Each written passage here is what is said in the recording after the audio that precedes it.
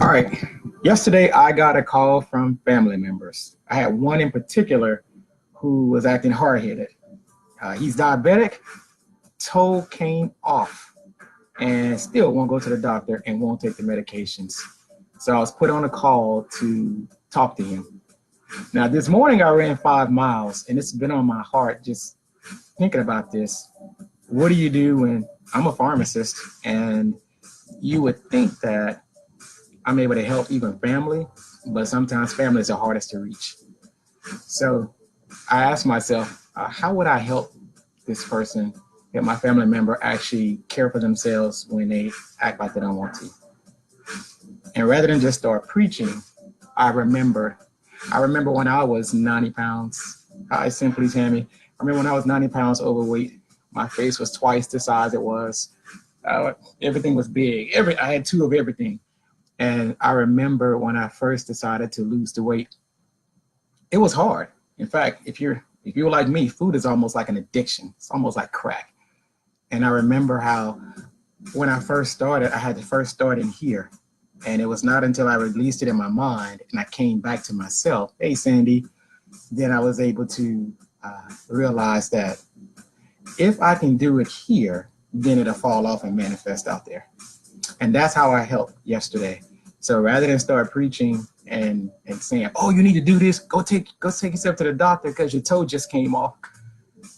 No, it was more like, listen, hey, Carla, the thing I saw was if you really want to help yourself, you have two options. You know you're diabetic. You know that your toe just came off. And at the end of the day, you have a choice. What relationship would you like to be to this earth? That's really kind of how it is, because his diabetes is simmering between 200 and 500. You're supposed to be between 70 and 120. So anything in the twos, threes, fours, you're cooking in sugar, basically. And at some point, the organs begin to fall off, or toes fall off, kidneys shut down, and they do it silently. And this family member is a little older, so sometimes a little afraid of the doctor. But the question is, are you even more afraid of what you're doing as you're actually cooking in your own sugar?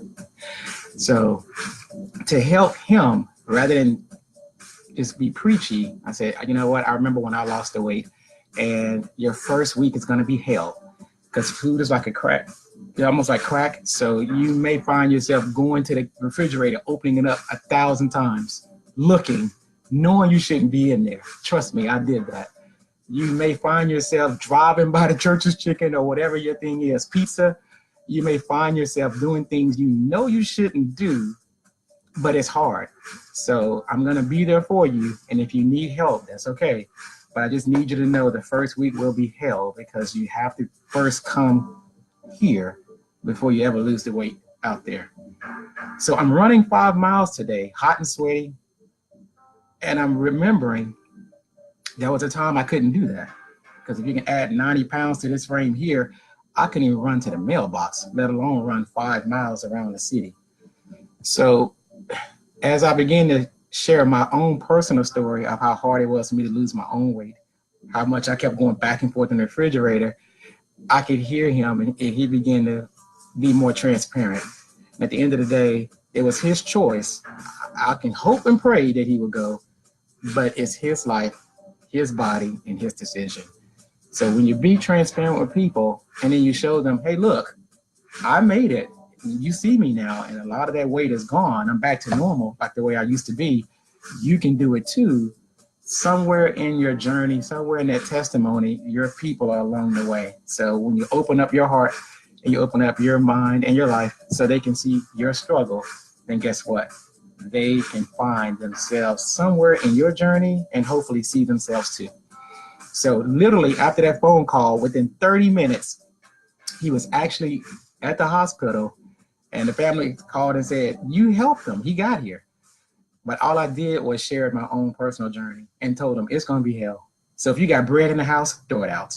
If you've got snacks for the grandkids, get rid of them and start honoring yourself. Because at the end of the day, even if you sneak into Captain D's, like I know you like to do, and get that sweet tea when nobody's looking, you've got your body and God sitting there going, your wish is my command.